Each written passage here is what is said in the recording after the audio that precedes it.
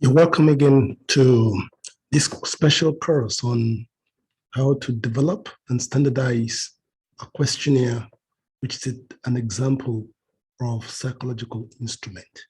And in today's lesson, we'll be focusing on the validity, how to establish the validity for your questionnaire. My name remains Dio Odukoya. And so,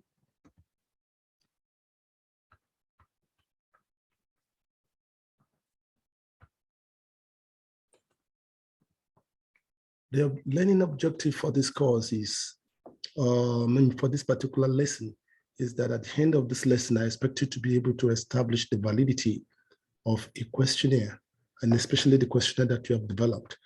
Don't forget, this exercise is highly practical. It's not just a talk business, because you learn more through doing.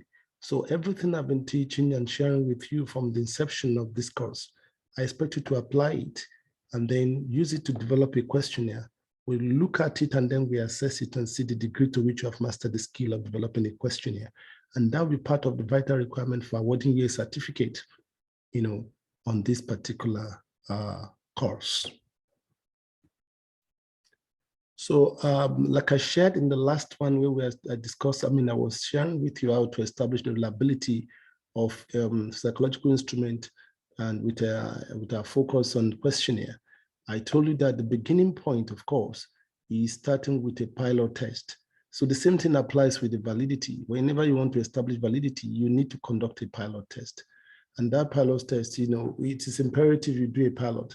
Is the process, like I said, of start administering the psychological instrument, the discrete questionnaire, to a well-sampled population.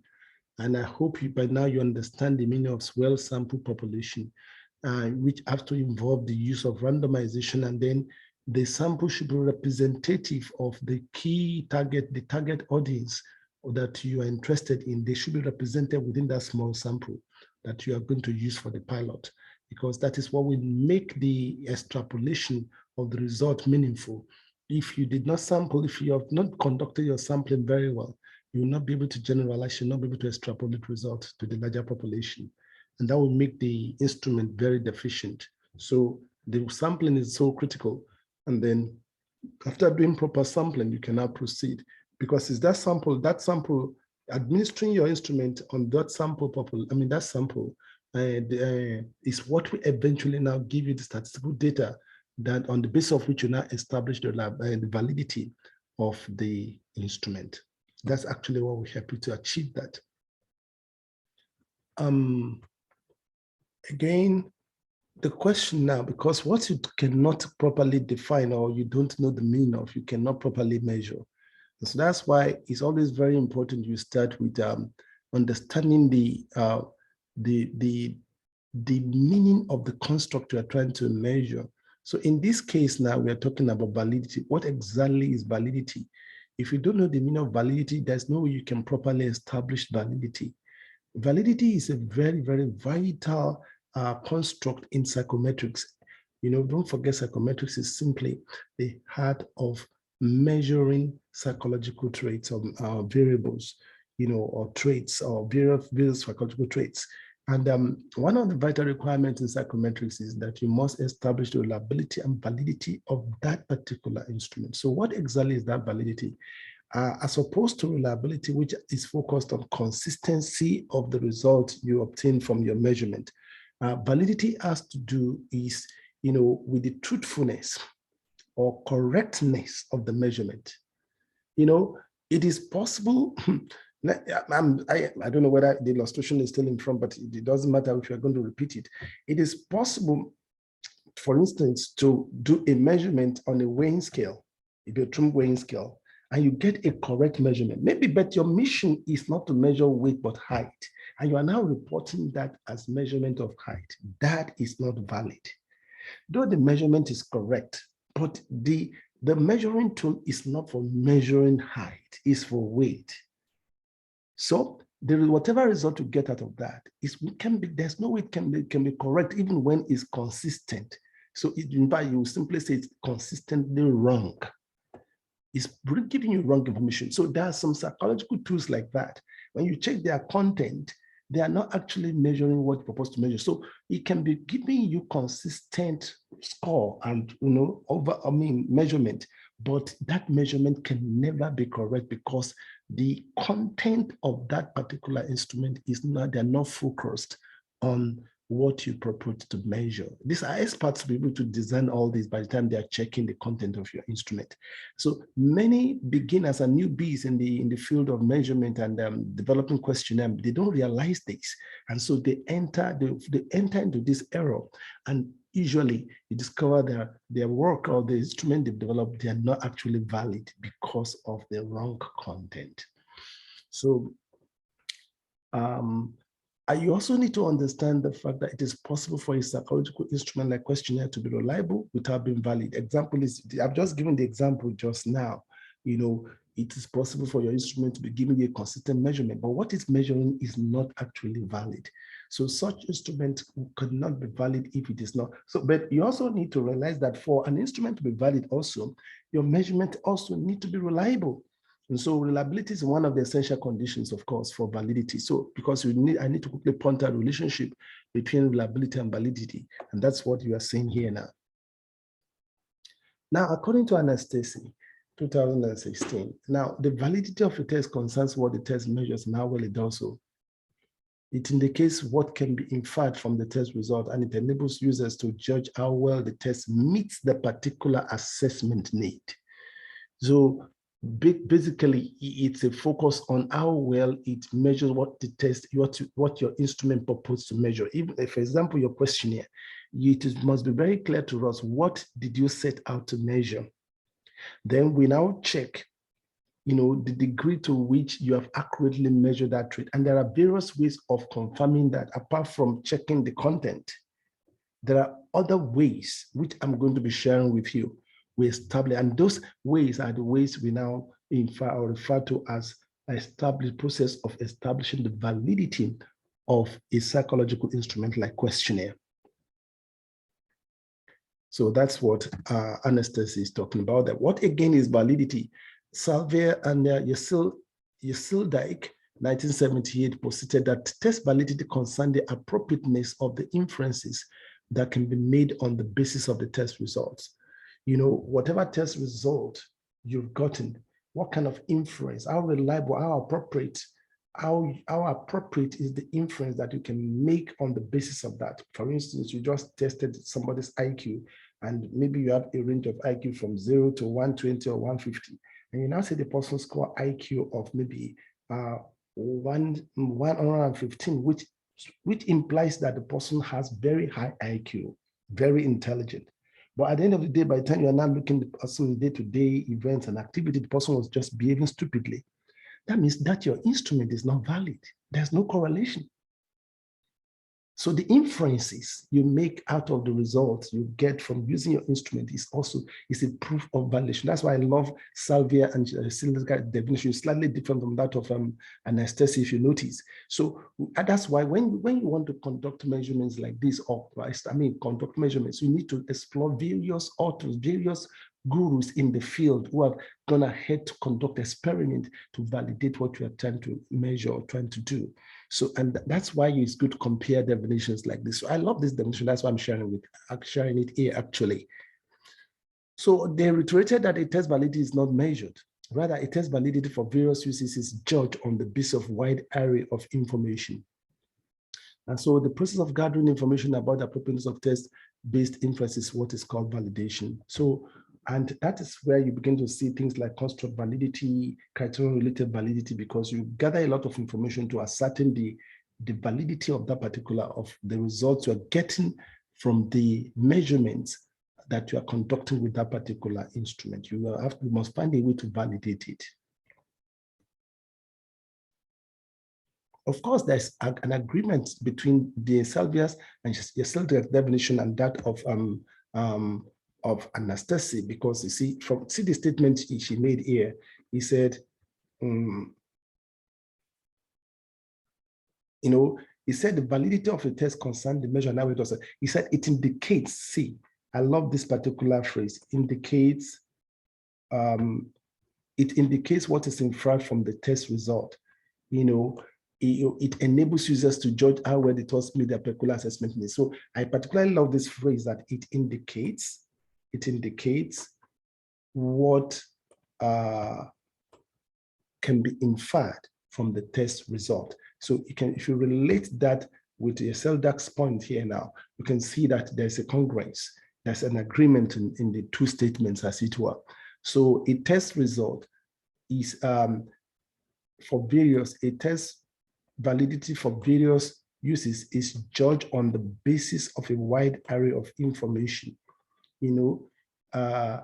That is, they reiterated that the test validity is not measured, but rather a test validity for various is judged on the basis of a wide array of information. The process of, so that you can make use out of that particular result. And I've given an example just now when I was explaining this. But I just want to show the relationship between the two definitions, because I was trying to tell you that maybe they're actually different, but looking at it closely now, you can see actually the correlation between the two definitions.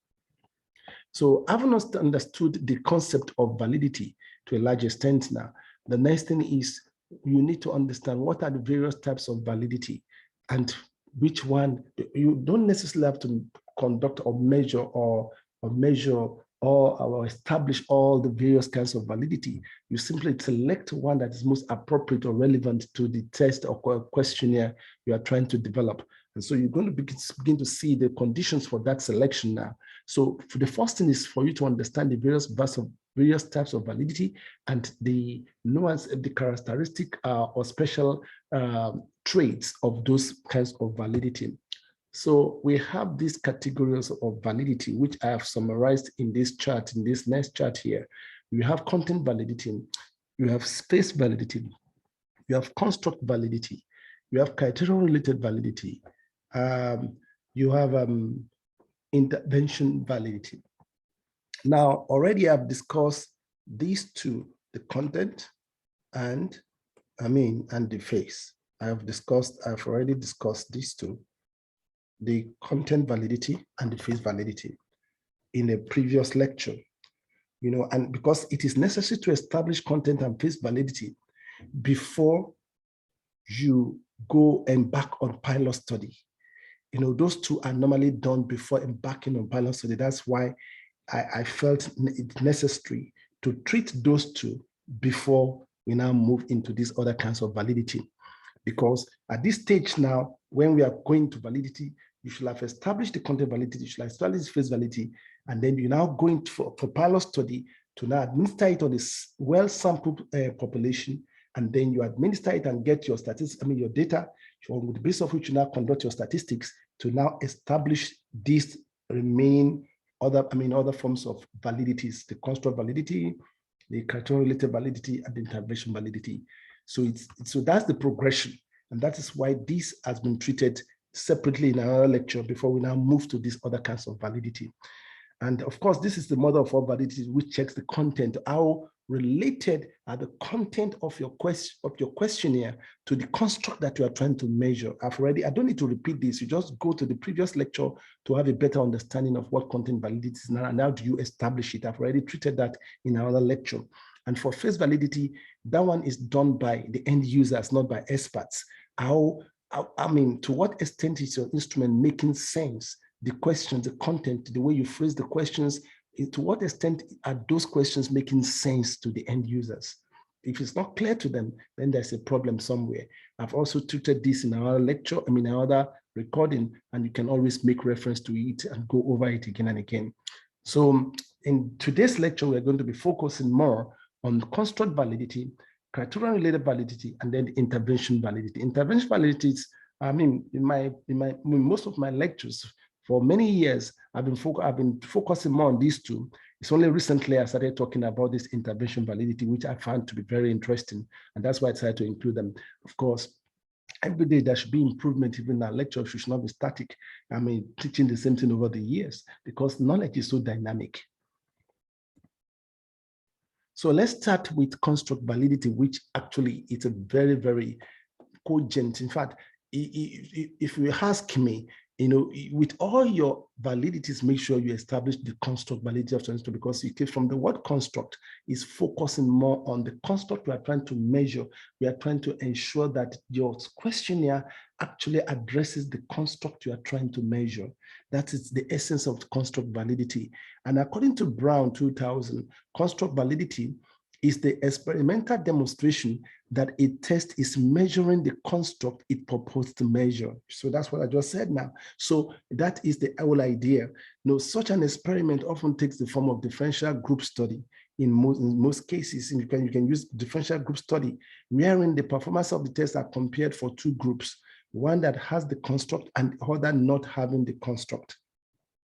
Now, if the group with the construct performs better than the group without the construct, the result is said to provide evidence of the construct validity. So it's a purely experimental exercise you conduct to establish construct validity. And I hope this illustration is very clear to you. So often what you do in most cases is that you are comparing two groups of differential. You are comparing the form of a differential group study. We call it differential group study, so to speak. We are like I've just explained now.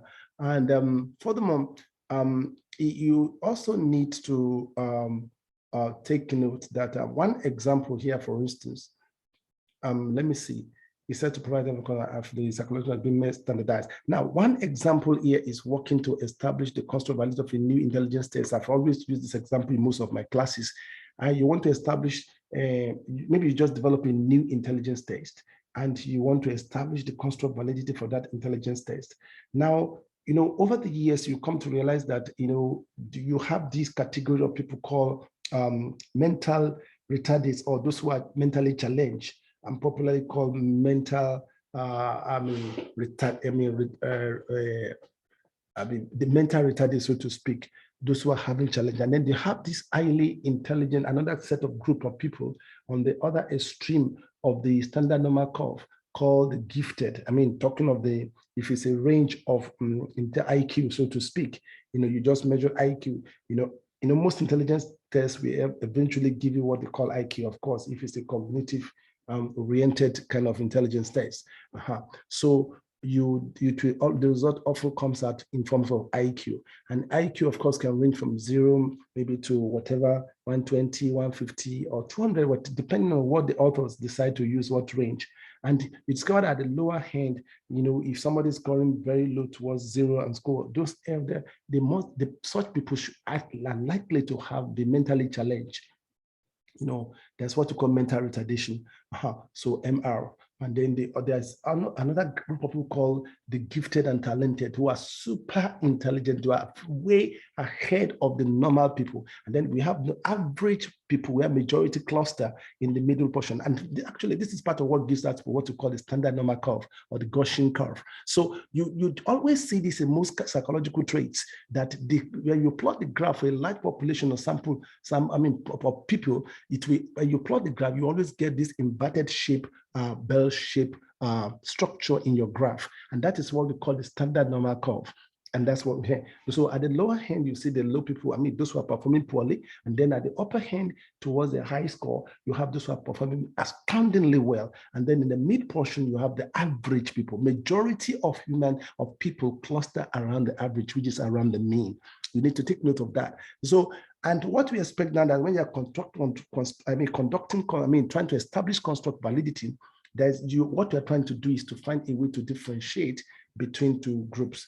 And of course, you're going to see that this is what we call divergent validity, because we are, or discriminant validity, because we're trying to differentiate between two distinct groups. So if I just develop a new psychological instrument, and then I get a group of maybe people that have been certified to be mental retardates, and I have a group of people that have been certified to be gifted. And then I now administer in my instrument on them. My hypothesis should be that there should be a significant difference between these two groups, with the gifted having superior or significantly higher scores than the mental retardates. Of course, you agree with that hypothesis.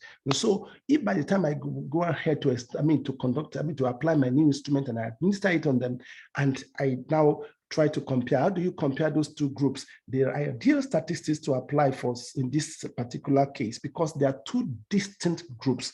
Is the independent student t-test. There's what we call dependent or correlated student t-test. When you have two sets of scores, I'm going to give an illustration, with SPSS on how you conduct this statistical analysis because I want to give you the whole thing. I want you to have the whole picture of how to establish the validity because this is the heartbeat of developing questionnaire. This is what makes you a professional. This is what helps you to do the right thing. It's not just sitting down doing armchair speculation and you just put down some statements and then you just go ahead to start administering your questionnaire. That is a quack, a very quack and unprofessional way of operating, and it's unscientific. And there's no way such practices can lead to the development of your organization, your community, or your nation. As if you continue going that way, it's a quack practice and you can't continue going that way. That's why I'm so glad that you are part of this course and you want to encourage your colleagues to take this course. What does it cost? A peanut,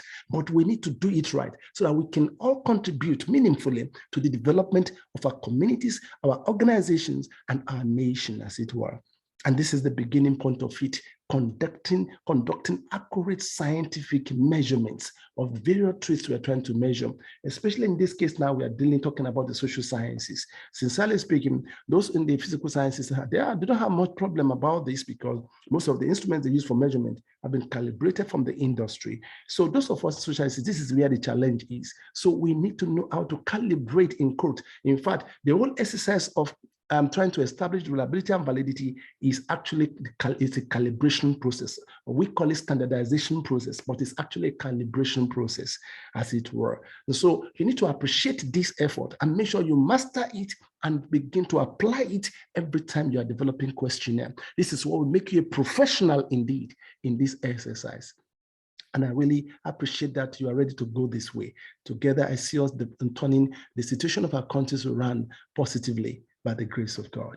And so I hope you have established that. So this is the first one. No, actually under construct validity, you have two major types of validity. So another form of construct validity, of course, is convergent validity. So that one I've just discussed with you now is the divergent or discriminant validity. Now, this time around, I'm discussing another type of construct validity, which we call convergent validity.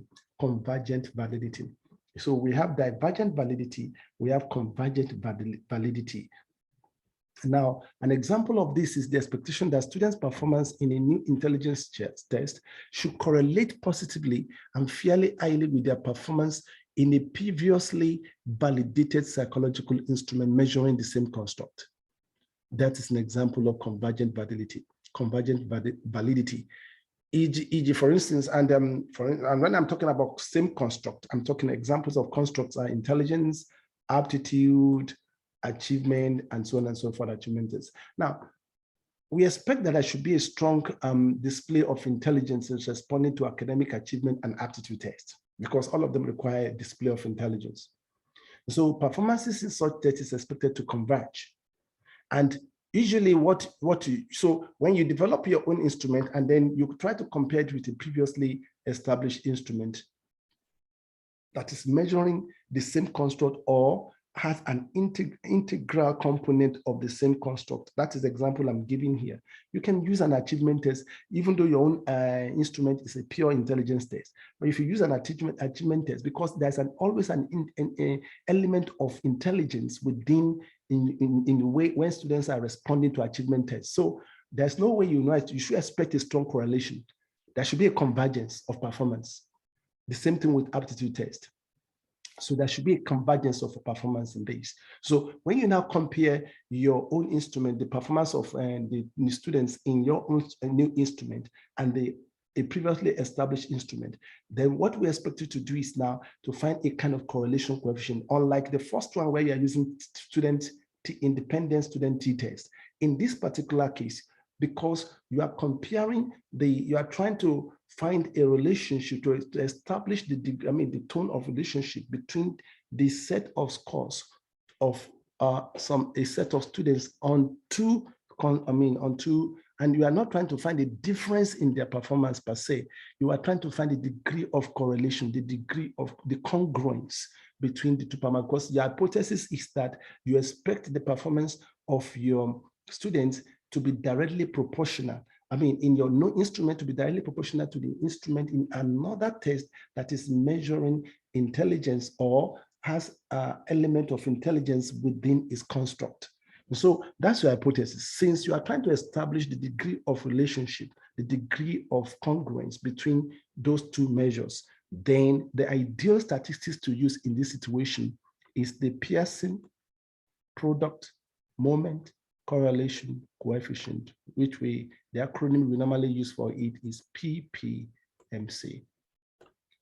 So that is what you use to test this relationship. So I want you to remember this. You can see the interplay of statistics with in the process of establishing the reliability and validity, which is actually the business of psychometrics. So you cannot separate psychometrics from statistics. They are always interwoven.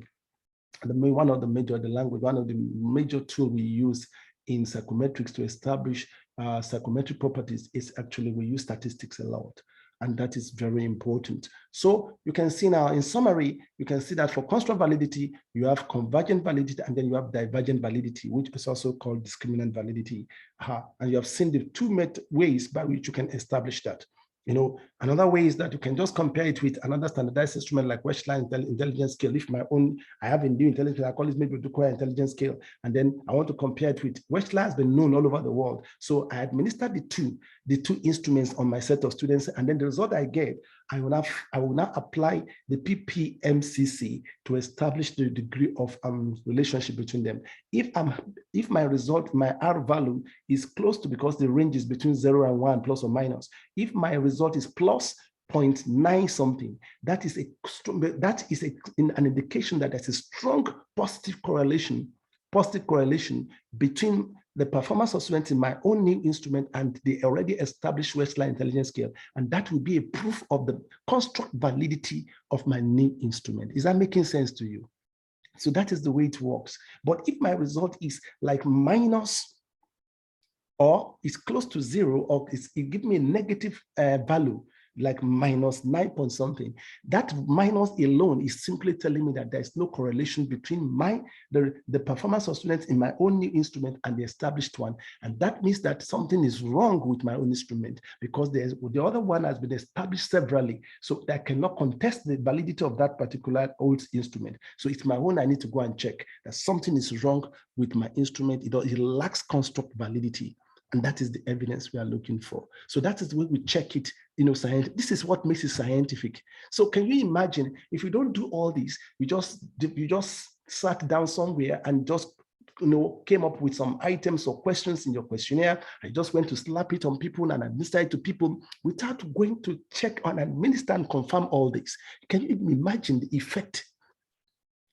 At the end of the day, the instrument is not as having requisite construct validity.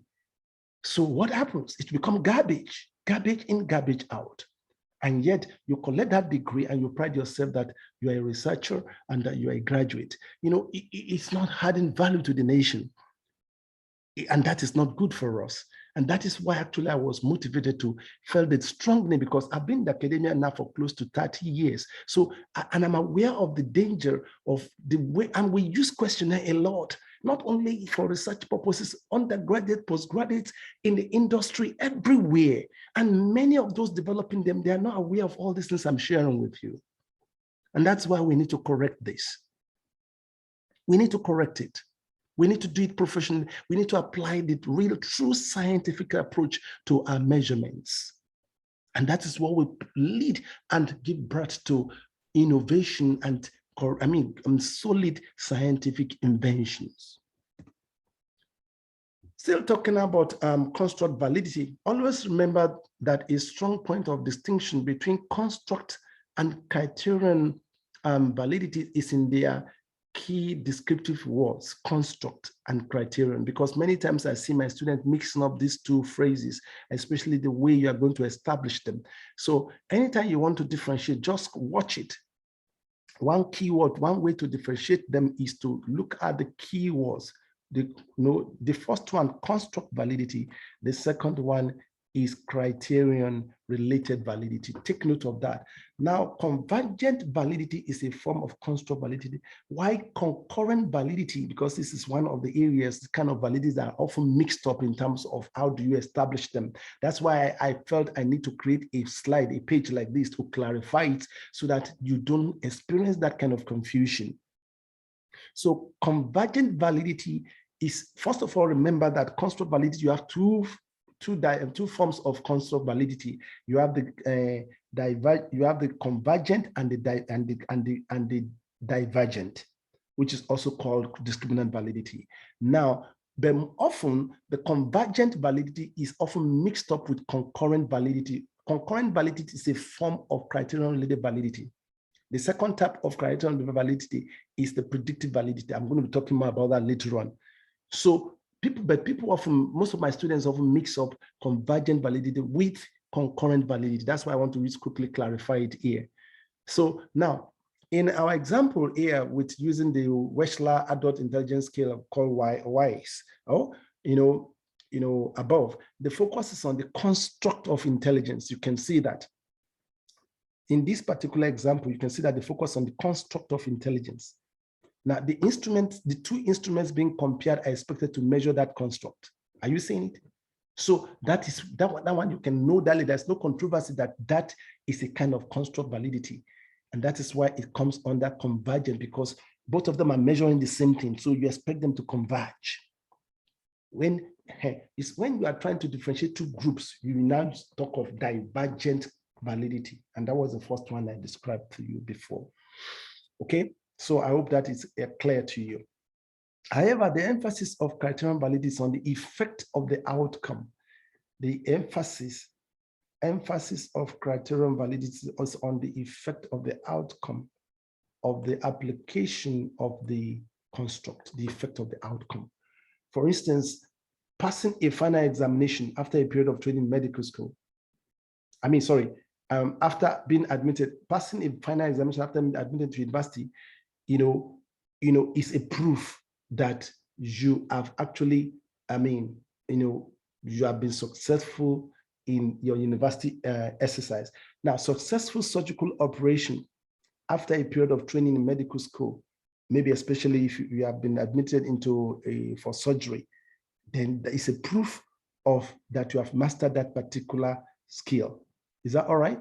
Now, successfully piloting air flights are good examples of, so these are expected outcomes of some training exercises. Are you following? So I can now use those outcomes as my criterion. When I use those outcomes as my criterion and I find a way to measure those outcomes, for instance, if it's piloting, how many successful flights over 1 year, over 5 years, over 10 years, that becomes a criterion for me. I can now compare that and I can scale it up and multiply that, but use many other parameters to now determine the degree of your proficiency as a pilot. I now compare that with my pilot proficiency test, which I have developed.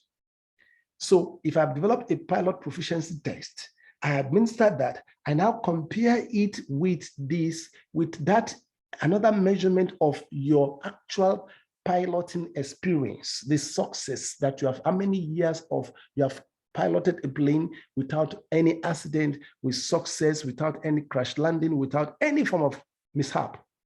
I now do a correlation coefficient. I now try to find the degree of relationship between the two sets of measures. And that gives me an idea. So you can see this one, the focus is on the criterion, it's not on the construct. That's why this one here is now called concurrent validity, especially when it's done at the same time. That's why it's concurrent. But if it's future, you delay one, you measure one now, and then you now wait for some few years before you do the second measure. That one is predictive validity. I'm going to be explaining that later on again. I hope you're getting it. I know for beginners, some of these things may appear technical, but I'm happy this is a recorded message So I mean lecture. So you can just take your time to listen again and again, and then look at also these test materials. In fact, they are clear. I've made sure that they are simple as possible. And then of course, you can also make a request for my book, because most of these presentations actually coming from my book, Introduction to Psychometrics. And you can see actually these are extracts from that book actually. So if you want more explanation about all this, either you consult the book or you can even revert back to me. It will be my joy to still explain it more to you. And if there's still need to do another extra video to clarify some points, why not? We can do that. We can have many versions of it. Actually, this is a kind of introduction to this into psychometrics, as it were. So again, like I said, you now do a comparison of the scores obtained in two psychological instruments, okay, that is it for those measuring the same construct. But when it comes to concurrent, it's not the same instrument, it's the outcome of the other one that you are comparing with the performance in your own instrument. So is that outcome in that particular case, you discover that you don't use the same statistics to establish that particular validity for concurrent, because you are using, so I'm still going to talk more about the concurrent later on. I'm just trying to use this slide to just clarify the two, and I hope you've got it. The focus, don't forget, is on the key descriptive words. They are focusing on the construct and criterion. So once you discover that for concurrent, the focus is on the outcome, which is the criterion. That is what you are focusing on. But for construct, your focus, your attention is on the construct you are measuring. So the two variables you are comparing must be measuring the same construct. That's why you see me comparing my own intelligence test with another intelligence test, because the emphasis is on the construct of intelligence, and so on and so forth. And I hope that is very clear. So now we want to move on to the criterion-related validity. According to Schneider and Schmidt, 1992, and Ore et al., 2007, they affirmed that criterion-related validity applies when a relationship is hypothesized, to exist between an instrument score and performance on related criterion measure. I've explained it just now. That is the outcome or purpose or strong indicator of the construct being measured. And I've given examples in the last slide. For surgery, your successful surgical operation is the outcome we're expecting. That's the evidence that you have mastered the skill. Your training in the medical school. But the pilot is successfully piloting plane for many years without accident. That's the evidence or proof. That's the criterion measure. So you now compare that with the score in your instrument for measuring the proficiency in that skill. For an entrepreneur, for instance, is the ability to make profit, because every business is out to make profit. So I've developed an instrument called entrepreneurial effectiveness scale. So I expect that I score, if you obtain an I score in my instrument, then you should also, in terms of the outcome of the criterion, then you should also be making a high level of profit. If you are not, the two should be flowing together. So there should be a high positive correlation between your criterion score performance and then your performance in my entrepreneurial effectiveness scale. That will be the evidence of the, in this case, the concurrent validity, so to speak, of my criterion-related validity. And in this case, we are talking about the criterion-related validity. So we're going to be seeing. So that's what we're going to say. So criterion are based for comparison. So when it is happening at the same time, that is when it's concurrent. But when you delay, you measure one, and then you delay the second measurement after some few years or weeks or months, then that is when it's predictive. You have two types of criterion-related validity. You have the predictive criterion validity, and then you have the concurrent validity. Please don't mix them up again. For construct validity, you have divergent and then you have convergent. But for criterion-related validity, you have predictive, then you have concurrent. So those are the things. Those are the two dimensions we're talking about. And that is what we're seeing here. We're seeing the predictive here. Now, Sawaki and Nason, 2002, noted that an investigation of the criterion validity of an instrument can be viewed as predictive validity, with focus on investigating the extent to which an assessment predicts candidates' future performance in the targeted criterion. Or it could also be concurrent, which I've explained, or a concurrent validity where the focus is on investigating the degree to which a given assessment serves as an indicator of candidate's performance on a criterion measure collected at the same time. So it's the time factor that differentiates predictive from concurrent. But both of them are still focusing on criterion, the outcome of the training exercise, so to speak, whatever your construct you are measuring, the outcome or indicator of that particular construct you are measuring, not on the construct itself. That's how you differentiate construct validity from criterion-related validity, validity. And I hope this is clear enough. Just take your time to go over the lecture or the recorded message again and again. I'm sure you're going to get it right, together with the content of these slides. I'm sure you will get it. It's not anything complex at all. It's very straightforward. But suffice it to say, out of all these measures, you need to just select one. You don't need to do everything. Under the reliability, you select one. But as much as possible, don't go for internal consistency as the only one. If you want to do internal consistency, I would still recommend that you do either test retest or parallel or split. Even split up is still internal consistency. You still do either of test retest and or parallel together with your internal consistency. That is what really make it very professional, instead of like most I discovered recently, most even PhD students in most universities, because maybe because of time factor, because they don't have, because lack of money or proper funds to conduct proper research, they just now revert back into just internal consistency, which is not a true measure of reliability per se. It's not a true measure per se. That's the truth of the matter. So let's continue with our control. I need to keep making references and comparison of all these constructs so that you begin to see the relationship between all these various controls. Let's continue. Now, still talking about criterion-related validity, you need to understand, for instance, that I want to give another example that can help you to remember. The cumulative grade point average, the CGPA, at the end of a program is a strong criterion that can be used to judge the validity of an aptitude test used to screen students for admission into university. For instance, in my current university, Convergent University, where there's one particular aptitude test we use called QUISAS. This is the Convergent University Scholastic Aptitude, screening, Scholastic Aptitude Screening Battery.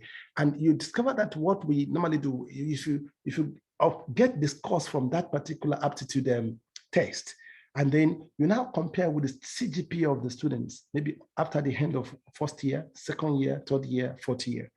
And then you try to find the correlation coefficient between those two set of scores for the same set of students. Try to find correlation coefficient. The hypothesis is that we expect that there should be a high degree of positive correlation between those two sets of scores. And that would be a proof or evidence of the predicted. If it's not, of course, because it's not collected at the same time, because you have waited like 1 year. So what do you think is the kind of validity you are establishing here this time around? You're correct, it's predictive validity, because it's not the same time. The criterion is not the same time. The criterion, the outcome of that training, of that exercise, of the construct, the outcome of it is have been taken 1 year after, 2 years after, 3 years after. That makes it predictive. So the grade point average and performance in some courses are also good criteria for intelligence and aptitude. Now, if the intelligence test is administered about the same time, the semester examination are conducted. If it's the same time, that one can make it concurrent, of course. And but if there's a time lag between the administration of the two measurements, then of course it will now become predictive, like I've said. So that you need to take note of that. So the intelligence quotient, the result obtained is an evidence of concurrent validity. Like I said, let me repeat that again. Now, if the intelligence test is administered about the same time the semester examinations are conducted, and the semester CGPA is compared with the intelligence quotient, the result obtained is an evidence of concurrent validity. That is, if it's the two measures are obtained at the same time. But if the intelligence quotient is compared with student CGPA or the final semester CGPA, say 4 years after the intelligence test has been administered, or maybe the aptitude test that you used to admit them, then the result is an evidence of predictive validity. I hope you get that. And don't forget the focus is on the criterion, not another intelligence test, because if you are using another intelligence test, then that makes you are reverting back again to construct validity. But because we are focusing on the criterion, the outcome of the effect of the construct, that's why we are, and then the differentiating factor is it the measurement done the same time, or is it done with a time lag? If it's done with a time lag, then it's predictive. If it's done at the same time, then it is concurrent. And I hope this is clear enough, sincerely. I'm sure you're going to get it. So another example, of course, is we're still talking of criterion-related validity, is when the Scholastic Aptitude Test SAT scores are used to predict whether a student will be successful in college. Now, first-year grade point average is an acceptable criterion here. And looking at the relationship between the test score and the criterion score, we indicate the degree of validity of the SAT for determining success in college. Now, if the two sets of scores, both the SAT and the performance in the semester examination, are done at the same time, then the outcome is concurrent validity. Same time. If it's same time, I think the word time should be here. Then that is control. However, if the SAT score is compared with students' performance in a semester examination at a much later date, then it is predictive validity. If it's at a much later date, then that one is predictive validity. And of course, in both cases, what you use, the statistics you use is the PPMC, that is the Pearson product moment correlation coefficient. And of course, the way you interpret that result is that you should be expecting to get a positive I correlation coefficient of like 0.9, 0.8, 0.7. Of course, the range is between 0 and 1, plus or minus. So the more you are closer to 1, the better. That is a surer and better evidence of the criterion validity. Is that all right? But if your result is negative or is getting close to 0, then that is an indication that that instrument lacks sufficient criterion validity. And of course, the differentiating factor, like I said, is if it's done the same time, that one is concurrent. And if it's done a different time, maybe a future date, that one is predictive. So that's just the simple difference between the two. You know that I've repeated this several times in several ways. It will help you to understand this. If you don't get it at one point when I'm explaining it, I'm sure you get it another time. I've repeated it many times because I believe in the power of repetition for learning. That's why I don't have any graphs, any problem at all about repeating myself, because I know it's a very powerful tool for learning. And I'm sure that at this stage now, you must have learned already the differentiating factor in all these points. So by way of finishing, because I know the sensitivity, because maybe this is your first time of hearing all these concepts, so some things they still not be looking really and a little bit confusing. So that's why I still want to repeat it again myself with this last slide to clarify the main points that we have mentioned so far. Now, the point to remember is this. The point to remember, I wanted to emphasize the point to remember. The points to remember is this. When two measures are made about the same time, the result is concurrent validity. And of course, if the focus is on criterion, please. If the focus is on criterion, then it is concurrent validity. And the focus is not on construct. And it's done about the same time, the measures, the two variables you are trying to compare, the two measurements are done about the same time. That is concurrent.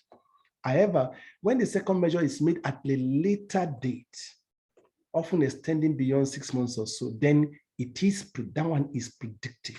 That's the emphasis. And further note that the point of emphasis here is on criterion. I cannot overflow this part, and not construct. So consequently, comparison of performances and intelligence tests with a previously standardized intelligence test at the same time is not necessarily an evidence of concurrent validity. The two instruments are measuring the same construct. Hence, this is categorized as construct validity, or more specifically, convergent validity. And I hope this makes it very, very clear to every one of us. And I hope you got it. So it's a new day for you. So begin to go ahead to apply this now. I've even shown you the kind of statistics to use to establish it. Maybe you still are, maybe you are not even conversant with SPSS, that is statistical package for social sciences. I will try and do 1 or 2 demonstrations of how to establish, especially how to carry out the statistical analysis, because you need that to be able to reach a valid conclusion. Establish the reliability and validity for your questionnaire, because that is when you are good to go, with your pilot. That is when you are good to go. So, and I really want to give you the full package so that you don't have anything lacking, you don't have anything missing, because I really want us to raise an army of those, professional researchers that will contribute, because the research is the bedrock of development in any nation or community organization. And I want to contribute. I want to be one of those who will contribute to raising an army of professional researchers in this part of the world. And I hope that you'll be part of that army by the grace of God. Now, the final one now, intervention validity. You see, another method of establishing construct validity is intervention validity. Now, in this case, a group that is weak in the construct is given a pretest with the newly developed instrument, then taught the construct. You now go ahead to teach the construct, which is the intervention, and thereafter given a post-test with the same instrument. Then the hypothesis, of course, is that you expect that there should be a significant difference in the pre-test and post-test score, will be an evidence of the instrument construct validity. Is that making sense to you? You can see that this is purely experimental exercise. That's the beauty or power of validity. It's a purely scientific exercise to prove that your instrument or your questionnaire or whatever psychological instrument you're developing is actually valid. It cannot be faulted when you use this kind of method. It cannot be faulted. And so I love this intervention validity technique. There are so many other techniques you can use to establish the validity and reliability of your instrument, but these are the potent ones that I'm sharing with you. And so you are free to choose any of them to establish your validity.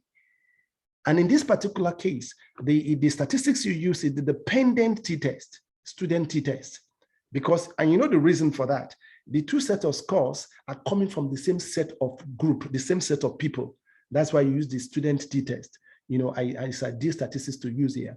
And of course, the decision rule, of course, is a very simple one. If you used SPSS, your result, of course, will come out. You will see the p-value, which is the degree of critical value, the degree of error permitted. And of course, the decision rule is that once the p-value you obtain is below 0.05, then you reject your null hypothesis and accept the alternative hypothesis. But once your p-value is above 0.05, you accept the null hypothesis and reject the alternative hypothesis. Of your null hypothesis saying there is no difference between your pre-test and your post-test. And that would be an indication that your instrument is not valid. Once you get anything p-value of above 0.05. So we'll be talking more about that in another study, definitely. So, and that is the part of the reason why statistics is a very important, it's a compulsory course in psychology, just like biology, because we place a lot of premium on these two domains, as it were. So again, you are very welcome. So we come to the end of this particular lecture. So once the questionnaire is duly validated, the next logical step is to prepare normative data and manual. Now, this step is particularly necessary if the psychological instrument is prepared for commercial use. And of course, examples of this commercial questionnaire in this category are the Minnesota Multiphasic Personality Inventory, very popular, MMPI. We have a copy in our laboratory at Covenant University here. Another one is the iSync Personality Questionnaire, EPQ, and there's so many others like that. These are all questionnaires, but they are in fact, the one we purchased recently in my department here is close to 1 million naira. So you can see it's a multi-billion dollar business, especially in America and many parts of the world. And that's to show you, and you think it's just ordinary questionnaire. So what I've taught you here is actually something that can yield, that can be turned into a great business, as it were, because we use questionnaire almost all around, all over the world for so many reasons. So we need to know how to do it right. And this last lecture I've just given you is the heartbeat of developing standard questionnaire that will culminate into development for our organization, for our communities, and for our nation. And I'm sure you are going to be part of that movement Thank you very much again for listening to me. I'm still going to talk a little bit about that last stage, because you can tell, you may want to commercialize your questionnaire you have developed. You may want to commercialize it, so you need to know a little bit how to prepare the manual. I'll be talking more about that as we proceed. Thank you again very much for listening to me. God bless you.